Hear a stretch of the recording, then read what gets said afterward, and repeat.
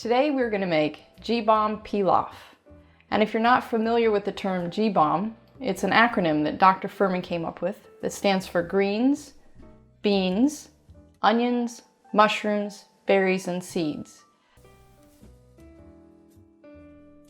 First we're going to start by water sauteing our ingredients. So I'm going to put a little water in my pan. Okay, we'll just start with our onions. And you want to have them really finely diced because pilaf is a rice dish. And of course, we're not going to use any rice. But if you keep all of your ingredients in these little teeny small pieces, when you get done, it really does have the texture of rice. And here's the tempeh. Tempeh is for our beans. Tempeh is a fermented soybean. It's soybeans that are pressed into a block. Stick our mushrooms in there. And I like to use portobello mushrooms because they just have a little bit more of an earthy flavor.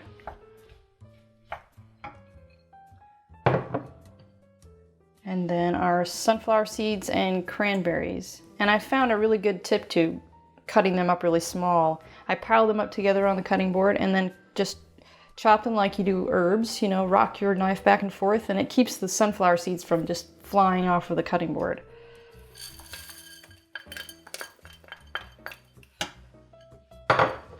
So we're just going to keep this in here for probably about 10 to 15 minutes until it all reduces and your onions look translucent and your mushrooms are nice and soft. So we're just going to let that cook for a little while. So while our mixture is cooking, we're going to get our mushroom sauce going. And I just put a little bit of water in the pan to water saute again. And we're just going to start by cooking the mushrooms down.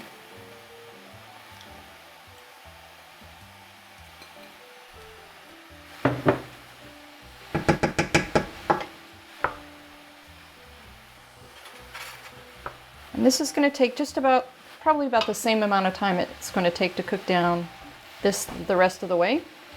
And as you can see, it's about halfway there. So we'll just let those cook for a little while longer. Okay, so now our mixture looks about done. And we're going to add the spinach because it doesn't take very long to cook. And you can use, I know in my ingredients list I said chopped spinach. That's if you have bigger spinach, or you can just use baby spinach like this, because when it cooks down it really just turns into teeny little pieces. Okay, so we'll let that start cooking in, and you see here our mushrooms are cooked down for the mushroom sauce. And I already whizzed together the cashews and water just in the magic bullet, or you can do it in the blender, whatever you have. I'm going to pour that in there. We're going to put our seasonings in there. This is the onion powder and smoked paprika.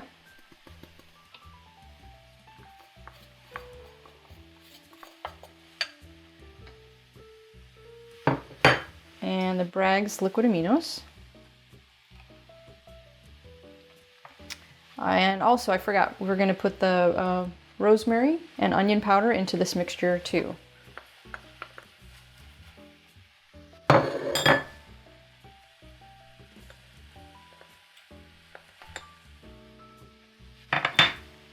Okay, now we'll just let this cook down a little bit further so all of the flavors can get incorporated and for the sauce to thicken. And it should thicken and really just takes a few minutes. And you're gonna have a really delicious mushroom gravy. So let's let that cook for a little longer. Okay, now it's done. As you can see, the spinach is wilted slightly. You don't want to overcook it to kill any of the nutrients in it. And our mushroom gravy, just like a gravy. All that's left is to portion some up and try it out.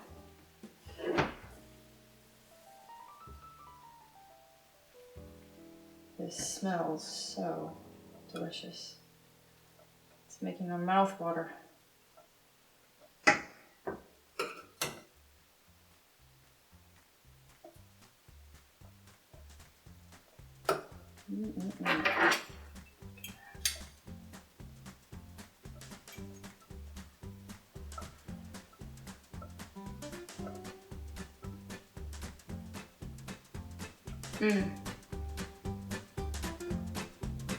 Happy GBOMBS.